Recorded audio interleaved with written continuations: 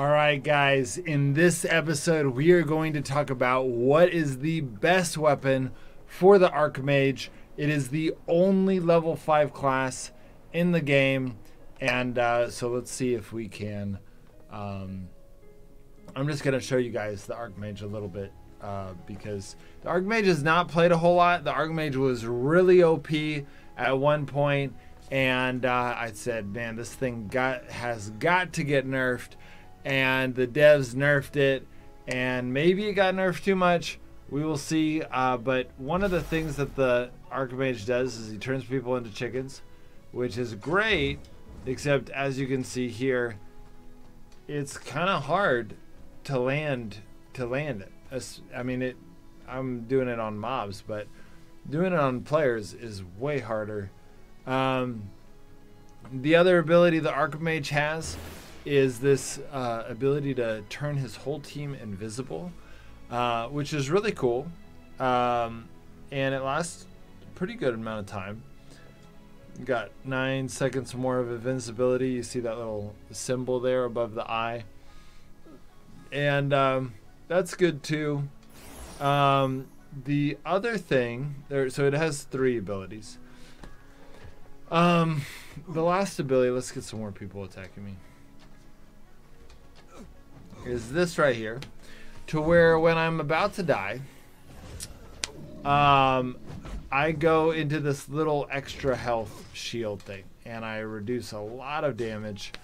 And that's one of the things that we're going to be talking about in this episode is using that shield to your advantage, because that shield, it does have a cooldown. You can see it's got a 300-second cooldown. But you know, that shield reduces damage, oncoming damage, by 60% and gives you an extra 40 health right when they thought they were going to kill you, and that is meaningful, especially in Archmage 5. The shield moves up to, wow, the shield move does not move up. Is that right? It's the same. It doesn't move at all. The polymorph is longer. The cooldown is reduced on Archmage 5, but ultimately it's not much better. But it is the only level 5 class, so you know you can factor these points in for someone who's willing to turn in enough mastery points. You know, you do get the 75 health and 60% extra damage. It's not a bad class at level 5. I'm going to switch over to my North American account because I have all the weapons that we're going to be talking about in that account. But I have Toast on here. He's a pro player. He plays a ton of Frostborn, way more than I do. And so it does a lot of PvP, and he's going to be able to help you guys understand the Archmage. Now, he doesn't have a crazy amount of experience with the Archmage because the Archmage, simply put, is just not being played a whole lot right now. But he is still going to have a lot of information on it because he plays it. So let's grab a few weapons here.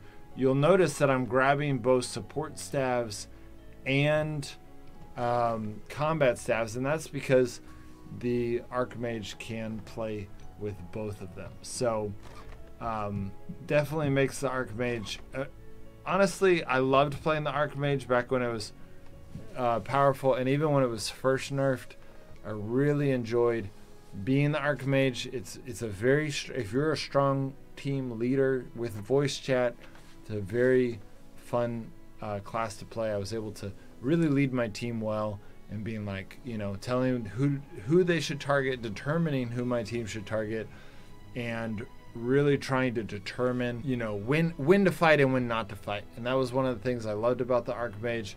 And there was even a time when some people said I was the best Archmage in Frostborn, and it was very natural to my natural giftings. But that time has long been, that was about a year ago. So now we're just looking at a almost dead class, and we're determining what is the best weapon for this class. So some of the weapons that have been the best is the Wrath Staff, just because it does a lot of damage.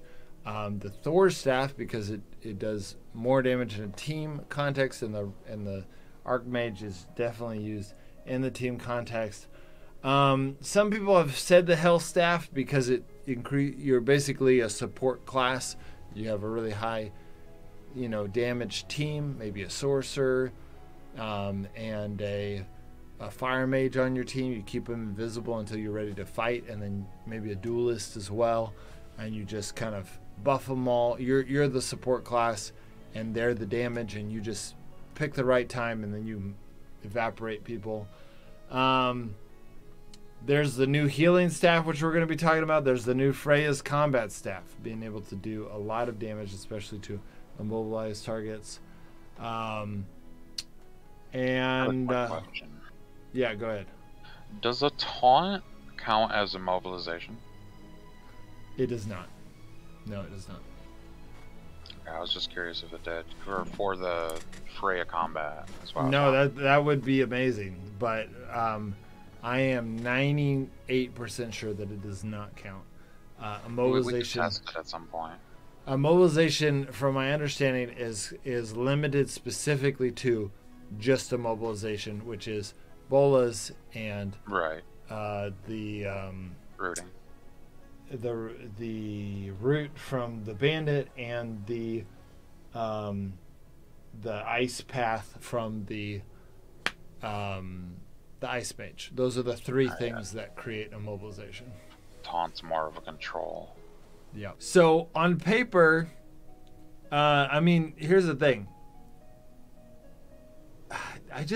The thing about the Archmage is the most you can get, even if you're Archmage 5, is a plus 60% damage, which compared to other classes, level 4 classes, is pretty small. The problem with Archmage is you don't do enough damage, like in solo or in team, to where you're right, you are basically reduced to support. And if that's your role, that's your role. I understand that. It just, I don't know. Even healers have like the poison staff, for example, to where they can do damage. Well, so the Archmage can use the poison staff, which is arguably one of the best staffs for the Archmage. There's been many a time when we've said, no, you should have a firebow and you should have an Archmage. There was a time in which the Archmage should use the poison staff, the archer should use the firebow, and because a lot of plays with the Archmage are a damage dealing play. You go invisible, you pick the right fight, you pick a fight in which it's 4-on-1 essentially, and you just melt the person with crazy amounts of damage. That happened to us just the other day, where we were fighting a team, and they're recently returning to the game, so they're back on the old metas. Like they're bringing a 5-shot for one of the fights. Nobody does that anymore. So we're fighting them, and they tried to Archmage taunt us at one point, and they taunted 2 of our members, and we won that fight because I immediately walked up, taunted their entire team, and saved my 2 members, and we just melted them. So your 2 members got taunted, and then you, instead of them focusing on the taunt, I ran up and taunted them all. All 4 of them? Yeah. I might have gotten 3, but I know I got their team. That's insane. So really, but I mean, not everyone's going to be able to do that. That is you were in the right place at the right time. Why can't? I mean, unless I get taunted, I'd be able to do that every single time. Well, a good Archmage would have picked a fight in which you would have at least taken you a few more seconds to be able to taunt their entire team. Well, they have to be grouped up into the invisibility anyway. They're already in a small area. That's true, but usually, like when I was Archmage back in my glory days, I would purposely pick it to where the tank wasn't around, and I would find a place. It may not have been their damage dealer. It might have been their healer. but I would pick it to where specifically their tank wasn't around. By the time the tank got around to tank it, to taunt us, really he wouldn't have, because we would have already had one of their team members down by then. See, that honestly, in my opinion, is a bad team. If you're not within sight of your tank, you're doing something wrong. See, the way we run a team is you follow the tank. The tank does not follow you. And they never trail behind? And if they trail behind, I'll stop. I'll wait for them. So what would be the furthest distance you would get from your teammates? I Because I played like with them. you some, and I don't like them say, getting out of my there's certain moments where it's better than others. Well, right now, for example, the Archmage is unused, so we will go further from each other. Got it. Yeah, totally. But if it became meta, we would never leave each other's sight at all. I see what you're saying. Yeah, because I played with you, and there were times when we get 4 tiles apart, which isn't a ton. Yeah. but 4 tiles apart is enough for me to with a good tank, for me to lead him up to. That's I was about 3-4 tiles away when I taunted them. So they were able to taunt 2 of your players with an Archmage, and you were 4 tiles away, and you were able to taunt all of them? I was 3 or 4 tiles away. I dashed up and taunted, yeah. You dashed. Still, so did you dash someone not right next to you, dash someone kind of in the middle? I don't remember exact. Okay. They were all grouped up. Yeah. Yeah, I see what you're saying. The times that I've played with a good group, well, actually, I've started to lean away from the Protector with the Archmage. Now, back then, that's all there was. There was no duelist. Right. But lately, my thought with the Archmage is the duelist, not knowing the duelist is even there, allows them to throw a better throw, because you don't know they're there to even be wary. Like sometimes you'll just sit there because you don't know someone's about to throw a pull.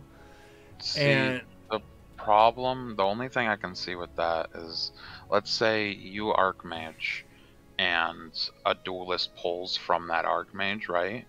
And let's say you pull anyone, and they immediately dispel and run. Your Archmage is now 100% useless. We're going to push you very hard. We're going to be extremely aggressive. No, that makes sense, but if you have the right team composition, a duelist, sorcerer, fire mage, Archmage, you can dispel all you want. You're dead before you get out of there. There's no way you're gonna, unless you're the Protector, you're gonna die before you get out of their range. Especially if you pull a mage, yeah. So that was my whole shtick. Now I haven't played a lot of team PvP lately. I've just been really busy. Work. The problem is it would only work once. The difficult thing is there's only a 20-second invisibility on the Archmage. You have to already know there's a team there. You know what I mean? And if you know they're there, they probably know you're there. You know what I mean? Which is, I think, why people don't do it a whole lot. Right. See, the reason they tried to Archmage taunt us is because we're just roaming the zone. We were not standing in one spot, so they had like any opportunity they wanted to taunt us. Yeah. Yeah. But, I think that's why you go into Giants, you don't know if there's a team down there or not. And if you use your thing, you're now on a 5-minute or whatever, minute and a half cooldown. Yeah. No, I think you're right. Well, I think on the Archmage 5 it's lower, but yeah, it's high. And I think that's why no one plays the Archmage nowadays. It's a one-trick pony. It is. It's a one-trick pony. It's a very powerful trick, and I think that if you're gonna go Archmage, you need to build everything around that trick, and use it well. Like whether or not you start in a bush, it's just probably not that fun to play with, and so I think that's why people don't play with. But I think that if you had an Archmage and a team built around that Archmage, and you stayed in a bush until you knew where they were and they didn't know where you were, you could create a situation where you would always win. The problem is it'd be boring as all get out. See, team fights are so situational is the problem.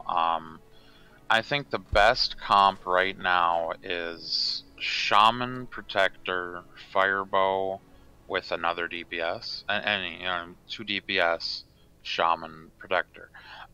Just because it's so versatile. You can change up your strategy depending on what classes they are. The comp you're talking about, I agree. You could beat a lot of comps, but it's not as versatile. You know what I mean? Yeah, and if they know where you are and if anything fails, one protector could probably kill all of you by Right. himself. And the thing is, even if I don't kill you, if I just taunt 1 or 2 of you, and that's Yeah. enough to leave my guys alive, I've done my job. You know? Totally. Okay, so in this, we've been able to flesh out the Archmage, and it's really just not played. But if it were played, what would be the best class? Would it be best to play the Freya staff because you still get a pretty good amount of damage, but you're going to be able to make everyone heal better, or would it be to do the Hell staff so you're making everyone do more damage because the whole point of the Archmage is to get that jump on people, and so you're wanting to just have crazy amount of extra damage, so a Hell staff? Or is it to try to have damage, like because plus 60% is not good compared to like a Fire Mage, but it's not nothing. Like you can still be a damage dealer. If I were to go out right now as Archmage for a zone with a 4-man, in my opinion, the best thing to do, I would go for the Archmage taunt, because there's a reason that it was meta, is because it's very good. If you catch them off surprise, you're right. You can melt one person. Yeah. I would go Poison Staff and Hell Staff because you have extra quick slots. I would hit whoever the Firebow is hitting once, and then switch to the Hell Staff, and then we would melt anyone. No, that's a good point. Okay. I like that. I think I'm satisfied with that answer. So, guys, I would say with the Archmage, I think Toast is exactly right. If you're going to go the Archmage, which most people don't because it's very hard to use and it's kind of a one-trick pony, and once you use it and your trick pony is over, then you're going to... Oh, wait. You had something you were talking about on paper that you didn't It's share. more solos. So in solos, Archmage isn't that great. Right now, the only time I see it used is farming. And at that point, why not just Shaman? You fear the guy and zone out, Yeah. So one of our guys in our server were talking about is if you got just a ton of Enrage Runes on a Archmage. Enrage Runes. So for those of you who don't know what that is, basically... an Enrage Rune, you deal 1% more damage if, and this is a level 1, if health is less than 20%. So imagine getting a bunch of level 5 runes like that and filling your inventory with them. The moment your shield pops, and even, let's say you're fighting literally anyone in a solo zone, and they realize you're Archmage, they're going to become aggressive because they know you're at class at disadvantage. The moment you pop your shield and you're under 20%, you're going to be doing so ridiculously much damage. There's no way they can live through that. Even before your shield pops. Right. They're going to get you down, and they're going to be like, I got this in the bag. Because even now, like even a good player sometimes still kind of forgets that the shield pop can be powerful. Especially if they don't use a skill beforehand. You don't know what class they are. Exactly. And so you're like, oh, I got him killed. I've got him killed. And then all of a sudden, the last 20% of his health, he's doing a crazy amount of damage. And you're like, that's okay. I'm still going to win this. And then he pops this shield. He gets an extra 40 health. He gets 60% damage done to him reduced. And he's still doing all of that crazy damage. You're really just leaning into those. I have one. Oh, I don't have Archmage. So, anyways, so I know that's really expensive, but if you had an Archmage 5 and you wanted to create a one-on-one wonder, now if people would eventually know you and who you were, and they would find a way to counter it, but you would get some really good laughs of people that were clearly sure that they were going to win against you. And then you would just do so much damage with those Enrage Runes. You would have to keep a cool hand because you'd have to know, like, man, it looks like I'm going to lose, but I think I might win, and just see all that extra damage. Let me see what an Enrage level 3 does. Yeah, it's 1.7. What's the level 4 do? 2%. So level 4 is not crazy. Imagine if you had 25 of these. That's going to be plus 50% damage on top of the 60%. You're going to be doing Fire Mage damage. And then you're going to pop your shield and you're going to keep doing Fire Mage damage while reducing damage by 60%. Here's another thing. If you Berserk pot, you'll take more damage, get to that threshold quicker. Yes. They'll become more confident because you just got smacked and you're almost dead. Yes. And you would do more damage. It's brilliant. Guys, if you are a rich person that is willing to spend an ungodly amount of money on this game, you need to do this. Archmage 5, already probably spending money. Maybe not. You could do that free to play. But then getting Enrage Runed out. And to where you're doing unbelievable amounts of damage when you're low health. People are going to be so infuriated playing against you because they're going to get you down and they're going to think they got a kill, and then you're going to start doing unbelievable amount of damage to them, and they're going to be like, what is happening? That's okay, he's about to die. And then you're going to pop your shield and you're going to just murder their face, and they're going to be so angry, all thanks to Toast. Actually, I'd like to give credit to Cook Twice. It was his idea. Cook Twice. All credit to Cook Twice for that idea. It's brilliant. But if you're wanting to know, talking a little about in the last episode about the runes, that's what I was talking a little about. You'd have builds like that. If you could trade for those Enrage Runes, for example, or even just transfer them to another, however you want to do it, you'd see a lot more builds like that. And in that scenario, the best weapon is going to be the new Freya combat staff, right? Yes. With Ebola. Yes, you'd want to max out your damage as much as possible at that point. So in that situation, if you're going to go this brilliant plan, then you're going to want to hold your bolas, wait for the right moment, try to get them to dispel so they don't have a dispel. And then when they come in, because they're like, oh, I may have already used my dispel, but I'm clearly going to beat this guy. And then that's when you bola them, and they're like, that's fine, why is he bowling me? He's going to get trashed. You come out with your Freya's combat staff and just melt him with the plus 100+% extra damage, because you got the 60 as the Archmage 5, you got a 50 at least, if not more, from the Enrage Runes, and then you got the 25% from the Berserk potion. You're just gonna be doing unbelievable damage, and they're gonna not know what hit them. They're gonna be like, what the heck just happened? And so that's the Freya staff. But other than that, if you're going as a team, which is generally the best way for an Archmage, if you're going as a team, then you're going to want to do the Hell Staff and the Poison Staff. You hit them with the poison, and then when your team is starting to melt them, you switch over to Hell Staff to give your team that extra plus 10% damage, because in reality, you're actually a support class. That's it, guys. I hope that helps. That's the best weapon combinations for the Archmage. See you guys next time.